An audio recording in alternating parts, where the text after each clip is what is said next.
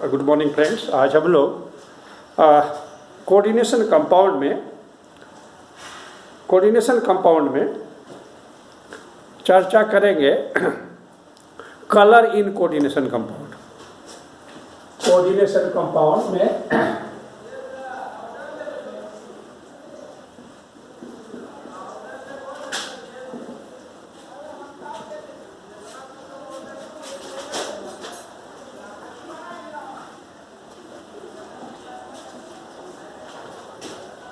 छवि रख दिया।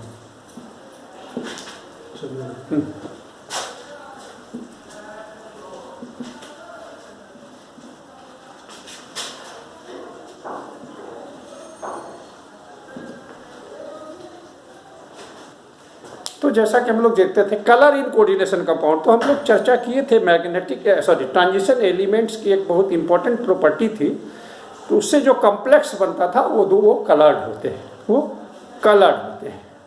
अब है क्या, तो कहता है कि इसका मतलब ये है कि when light passes through the sample of complex compound, when white light passes through the sample of coordination compound, some of the visible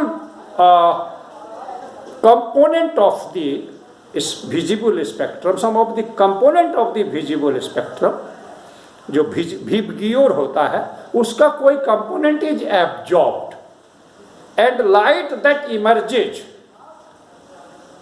through the sample is no longer white. अब वो व्हाइट रहा नहीं, white light sample पर पड़ा और यदि उसका एक भी कंपोनेंट सैंपल ने एब्जॉर्ब कर लिया तो उससे जो लाइट फर्दर इमर्ज होगा वो नहीं होगा, व्हाइट नहीं होगा। तो क्या होगा, कॉम्प्लेक्स का जो लाइट इमर्ज होगा वो व्हाइट नहीं होगा, उसका मतलब सर्टेन कलर में इमर्ज होगा। और जो रेस्ट ऑफ द स्पेक्ट्रम जो लेफ्ट ओवर हो गया उससे कलर बनेगा, उसका नाम होता है कॉम्प्लीमेंट्री कलर। फॉर एग्जाम्पल, अगर सैंपल ने कॉम्प्लेक्स कंपाउंड के सैंपल ने ग्रीन कलर को एब्जॉर्ब कर लिया तो जो लाइट इमर्ज होगा यानी कॉम्प्लीमेंट्री कलर होगा दैट विल बी रेड।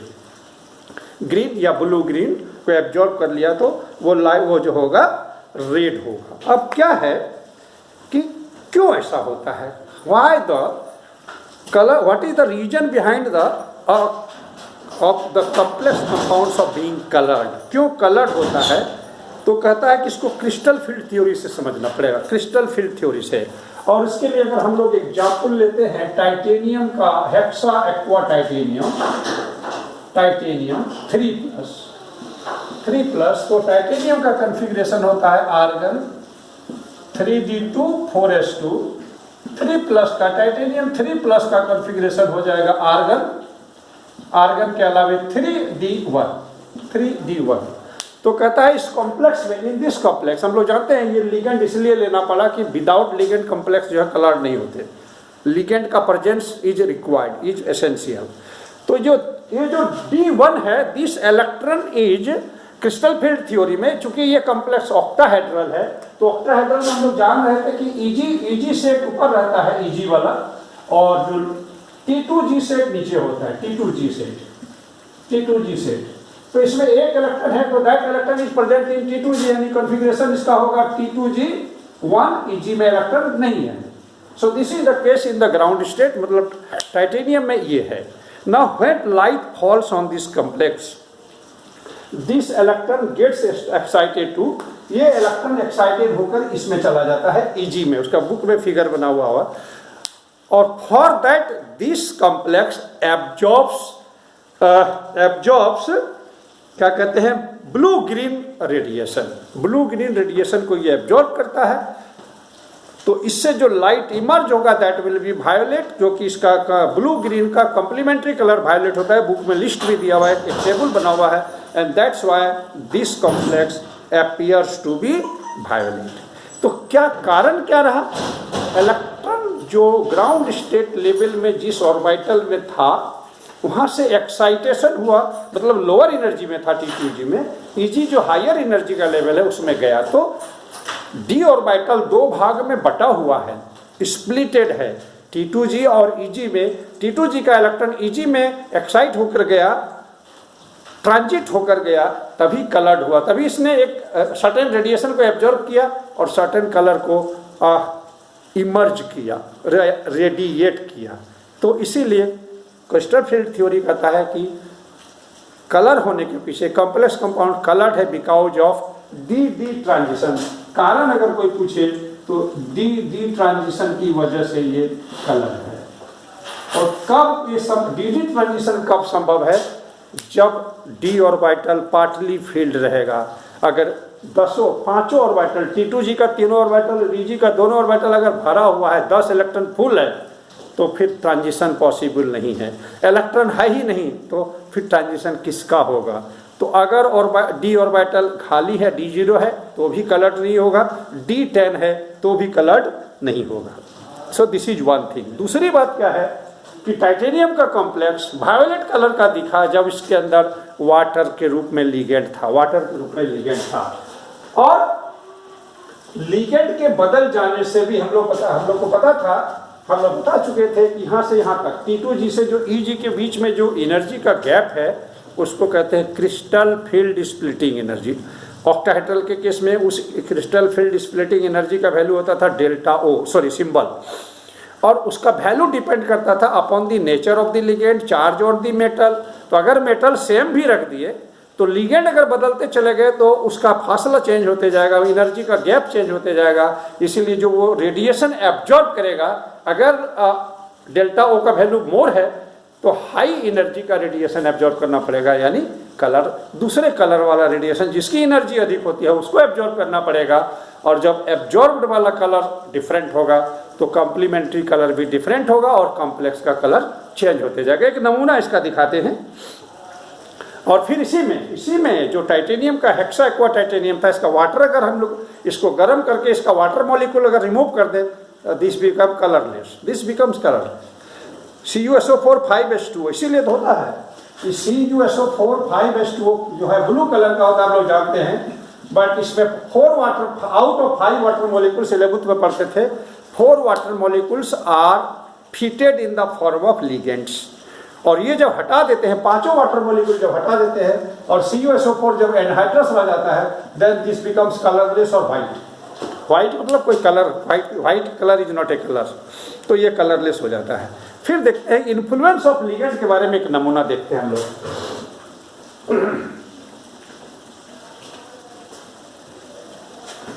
कहता है कि निकेल का डाइक्लोराइड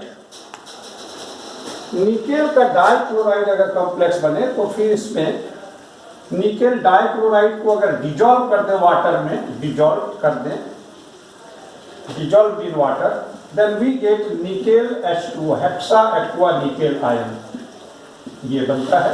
और ये 2Cl- तो खैर ये काउंटर आयन ही अलग हो गया, वाटर में वो अलग हो गया, this ion becomes separate, this ion becomes separate. तो ये वाला जो कलर है ये, this is your green. So hexa aqua nickel 2 ion is green, ठीक है। अब इसमें कहता है कि अगर हम लिगेंड चेंज कर दें, इसमें अगर हम लिगेंड चेंज कर दें, for example if water ligand is replaced by ethylene diamine से जब हम रिप्लेस करें इसको, तो इथिलीन डायमीन जो है डाइडेंटेड लिगेंड है। डाइडेंटेड माने जिसका डोनर एटम एक मॉलिक्यूल में 2 डोनर एटम हो, तो एक इथिलीन डायमीन से 2 वाटर मॉलिक्यूल रिप्लेस होगा। Now this becomes NiEnH2O whole 4, 2 water molecule replace हो गया 2+ और 2 वाटर मॉलिक्यूल रिप्लेस हो गया। देन इसका कलर हो जाता है पेल ब्लू। तब इसमें निकेल और इथिलीन का जो निकेल और इथिलीन डायमीन का जो रेशियो रहा 1:1, ये जो कॉम्प्लेक्स बना हुआ है यहाँ पर देखिए, तो इथिलीन निकेल एक तो और इथिलीन डायमीन एक तो। अब इसी में और हम लोग इथिलीन डायमीन अगर ऐड कर दें, निकेल इथिलीन डायमीन और वाटर 4 मॉलिक्यूल में से एक इथिलीन डायमीन अगर और डाल दे, और यदि ये बच जाए 2 more water molecules will be removed, nickel En2 and water 2+, then its color become blue. Blue, इसका कलर हो जाता है ब्लू। और एक बार अगर ये काम करे NiEN2H2O2 और इसमें अगर एक इथिलीन डायमीन और डाल दें, देन NiEN3 वाटर मॉलिक्यूल सब रिमूव हो गया, then its colour become violet, then इसका कलर हो जाता है वायलेट। तो तुम देखो इसमें निकेल और इथिलीन डायमीन का रेशियो है 1:3, बीच वाले में निकेल 1 था, निकेल 1 इथिलीन डायमीन 2 1:2। तो मेटल का और लिगेंड का रेशियो चेंज करते चले जाते हैं। पहले तो वाटर था लिगेंड के रूप में, तो कलर ग्रीन था, इथिलीन डायमीन डालते चले गए, कलर चेंज होते चले गया, पहले हल्का ब्लू हुआ, फिर ब्लू हुआ और फिर वायलेट हो गया। तो ये इफेक्ट होता है किसका, लिगेंड का, किसी कॉम्प्लेक्स के कलर में अपना क्या कंट्रीब्यूशन उसका होता है। ये तो अच्छी बात है। अब लेकिन सवाल ये है कि हम लोग क्रिस्टल फील्ड थ्योरी के हेल्प से ये सब चीजें डिस्कस कर रहे थे, कल से ही डिस्कस कर रहे हैं।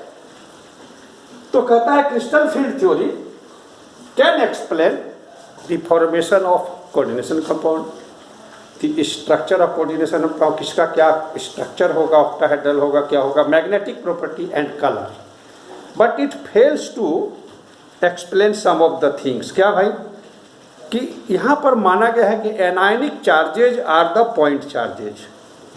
इसका मतलब है in case of anionic ligands the field should be strong. Field मतलब मेटल का इलेक्ट्रॉन और जो एनायनिक लिगेंड का जो इलेक्ट्रॉन उसके बीच का रिपल्सन मोर एंड मोर होना चाहिए और इसको स्ट्रॉन्ग फील्ड के रूप में बिहेव करना चाहिए।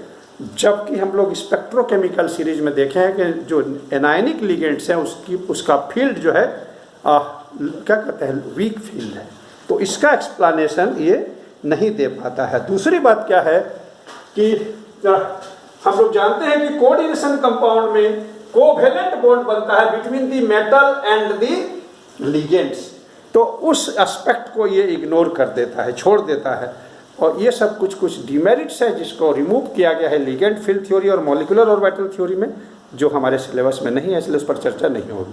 अब हम लोग देखें क्या, मेटल कार्बोनाइल नाम का अभी कोऑर्डिनेशन कंपाउंड होता है। कुछ कोऑर्डिनेशन कंपाउंड्स हैं जो मेटल कार्बोनाइल्स कहलाते हैं, जिसमें लिगेंड कार्बन मोनोऑक्साइड मॉलिक्यूल होता है। तो कार्बन मोनोऑक्साइड लिगेंड हो, मेटल के साथ अगर कॉम्प्लेक्स बनाया हो तो उसको मेटल कार्बोनाइल्स कहते हैं और उसमें बॉन्डिंग थोड़ा स्पेशल होता है। क्या स्पेशल होता है जरा देखें, टॉपिक है bonding in metal carbonyls, bonding in metal carbonyls.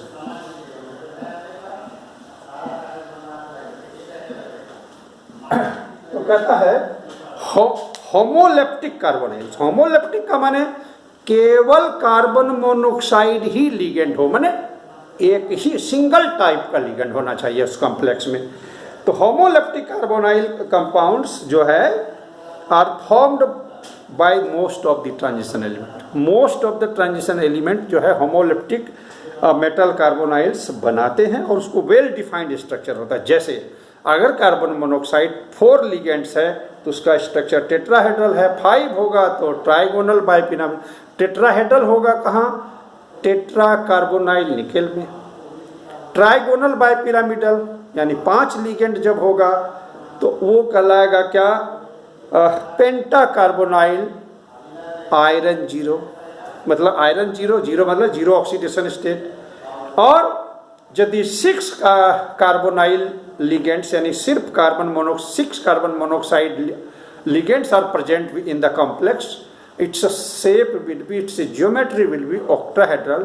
Example है हेक्सा कार्बोनाइल क्रोमियम 0, यानी क्रोमियम इस तरह का बनाता है। सबका फिगर बना हुआ है तुम्हारे बुक में, पेज नंबर 255 में तुम कंसल्ट कर सकते हो। अब क्या है, कई बार ऐसा होता है कि देयर आर, ये तो हुआ होमोन्यूक्लियर, एक न्यूक्लियस था यानी एक मेटल था।